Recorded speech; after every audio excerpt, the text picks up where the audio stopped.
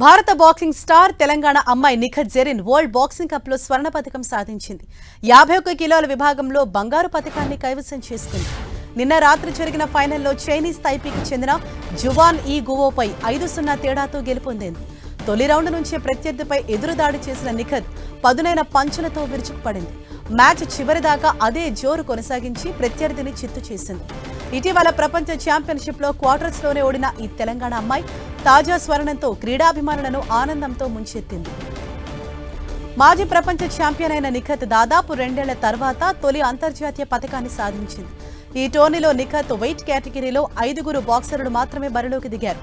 దీంతో నేరుగా సెమీఫైనల్ ఆడిన నిఖత్ 5-0 తేడాతో జెనీవా గుల్సెవర్ను చిత్తు చేసింది. భుజం గాయంతో దాదాపు ఏడాది పాటు ఆటకు దూరమైన నిఖత్ ఈ టోర్నీతోనే బరిలోకి దిగింది. 2024 ఫిబ్రవరిలో స్ట్రాంజా మెమోరియల్ టోర్నీలో సాధించిన విజయం తర్వాత నిఖత్ గెలిచిన తొలి పతకం ఇదే. వరల్డ్ బాక్సింగ్ కప్ 2025లో మరో 8 గోల్డ్ మెడల్స్ కూడా భారత్ ఖాతాలో చేరాయి. 57 కేజీలో ప్యారిస్ కాంస్య పతక విజేతను జైస్మిన్ లాంబోరియా చిత్తు చేశాడు. 60 కిలోల విభాగంలో జపాన్కు చెందిన అయాకాపై పర్వీన్ హుడా విజయం సాధించింది. 80 కేజీల విభాగంలో ఉజ్బెకిస్తాన్కు చెందిన సోటిం బోయవాను నుపుర్ షెరోన్ ఓడించగా 70 కేజీలోనూ ఉజ్బెకిస్తాన్కు చెందిన అజీజాపై అరుంధతి చౌదరి ఘన విజయం సాధించింది.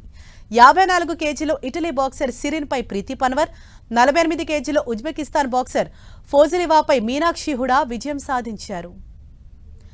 ఇక పురుషుల 70 కిలోల విభాగంలో కజకిస్తాన్ బాక్సర్ నార్బెక్ ను ఫైనల్లో హితేష్ గులియా చిత్తు చేశాడు.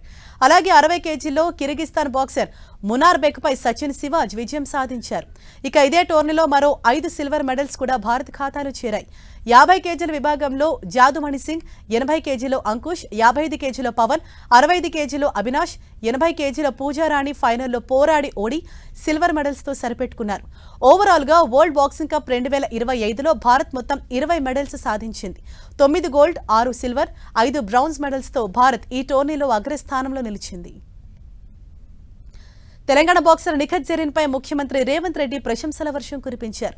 నిఖత్ జరీన్ అద్భుతమైన ప్రతిభను కనబరిచి ప్రపంచ వేదికపై దేశ కీర్తిని చాటారని ప్రశంసించారు సీఎం రేవంత్. ఈ విజయం యువ క్రీడాకారులకు స్ఫూర్తిదాయకంగా నిలుస్తుందన్నారు. భవిష్యత్తులో నిఖత్ మరిన్ని విజయాలు సాధించి ఉన్నత శిఖరాలు అధిరోహించాలని ఆకాంక్షిస్తున్నారని తెలిపారు రేవంత్. సీఎం రేవంత్ రెడ్డితో పాటు మంత్రి పొన్నం ప్రభాకర్, టీపీసీసీ చీఫ్ మహేష్ కుమార్ గౌడ్ నిఖత్ ను అభినందించారు.